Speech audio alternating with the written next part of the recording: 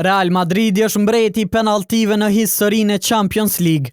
Në fitoren 2-1 ndaj Marseille në Santiago Bernabeu, si shkak i 2 golave nga pika e bardhë, madrilenët nuk morën vetëm 3 pikë në grup, ata thyen një rekord. Los Blancos janë tashmë klubi me më së shumti penalti të akorduara në historinë e Champions League, plot 63 herë. Si që raportoi eksperti të dhënave dhe rekordeve sportive, spanjolli Mr. Chip, Real Madrid tejkaloi Bayernin e Munihut, i cili ka 62 penalti, ndërsa Barcelona mbetet e treta me 56. Pas këtij rekordi qëndron edhe një tjetër fakt.